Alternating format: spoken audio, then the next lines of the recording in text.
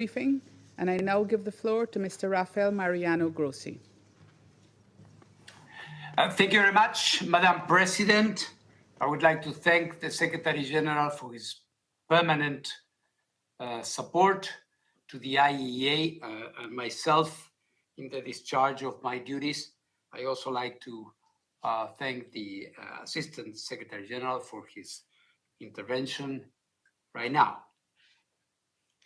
I have convened a special session of the Board of Governors of the IAEA tomorrow morning in Vienna to continue the consideration of this issue that this body has started today, or has continued today, rather. Secretary General, Madam President, dear permanent representatives, colleagues,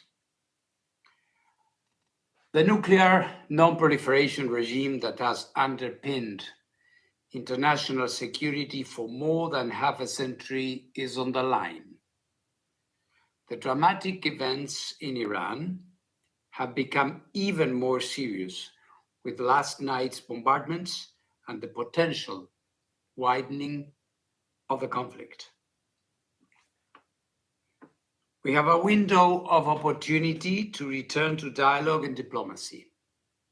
If that window closes, violence and destruction could reach unthinkable levels, and the global non-proliferation regime, as we know it, could crumble and fall. Iran, Israel, Iran, the Middle East need peace, and there is a path for diplomacy. We must return, as the Secretary General just said, to the negotiating table and allow the IAEA inspectors, the guardians of the NPT, to go back to Iran's nuclear sites and account for the stockpiles of uranium, including, most importantly, the 400 kilograms of enriched uranium at 60%. Any agreement, ladies and gentlemen, any arrangement will have as a prerequisite the establishment of the facts on the ground. This can be done only through IAEA inspections. IAEA inspectors are in Iran, and they must do their job. This will require a cessation of hostilities so that Iran can let the teams into the sites under the necessary safety and security conditions. Any special measures by Iran to protect its nuclear materials and equipment can be done in accordance with Iran's safeguards obligations with the agency. This is possible. Madam President, based on the information available to the IAEA, let me update you on what has occurred at Iran's nuclear sites since I last addressed this Council 3 days ago.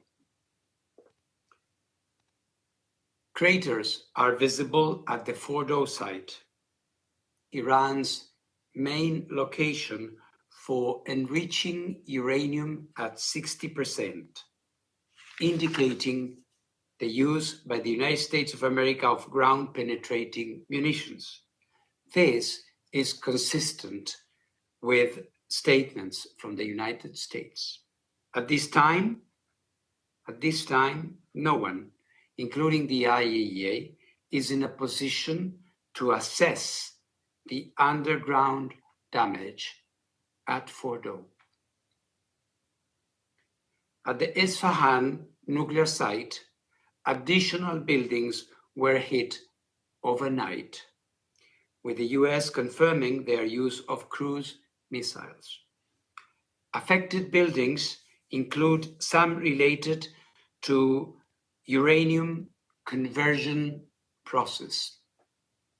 Also, at this site, entrances to tunnels used for the storage of enriched material appear to have been hit.